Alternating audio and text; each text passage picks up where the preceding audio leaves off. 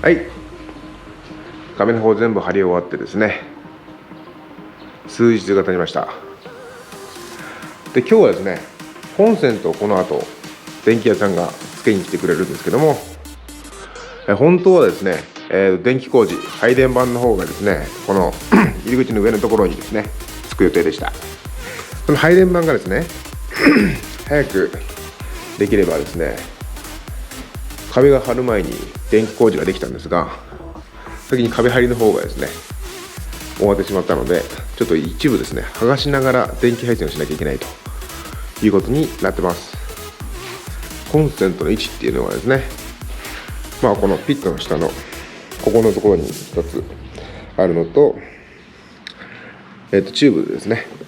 土間の下を渡らして、ここら辺にですね出てます。なのでここからこうですね。で、おそらくですけども、この辺に1個寄せちゃった方がいいのかもしれないですけど、その辺ちょっと電気屋さんと相談しながら、どのみちこの辺は端っこまで剥ぐので、どういう風にやるのかなっていうところでちょっと相談していきたいと思います。そんな感じで1箇所2箇所、あとこの辺の右側のエリアっていうのが作業のですね、作業台だとか棚みたいなのが置かされるようなイメージになるので、配電盤からの部分で1箇所、あとこの辺にもう1箇所ぐらいあれば、ある程度のことはできるのかなという感じですね。それではですね、電気屋さんが来たので作業していきます。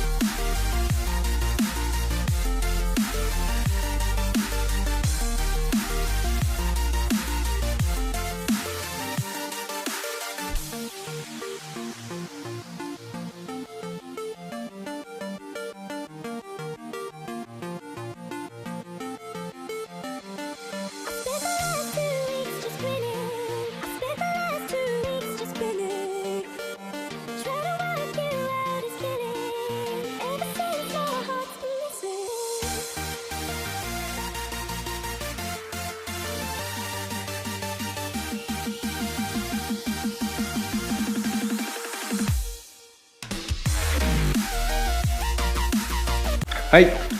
コンテンツの方つきました。んな感じですね。1箇所2箇所ですね。あと窓際にですね3箇所目がありまして、で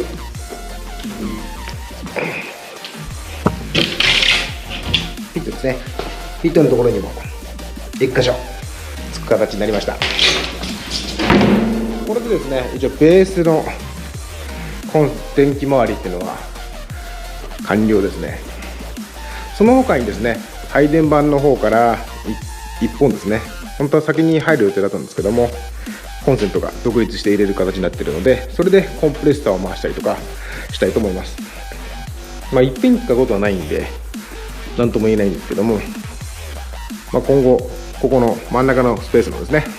後々できることをですねやっていければなということで、引っ越しですね。こっちの右側の方にいろいろと棚だとかですね持ってくるような準備をしたいと思います。今回新しい棚ですね、ちょっと新調しようかなと思っているので頑張っていきたいと思います。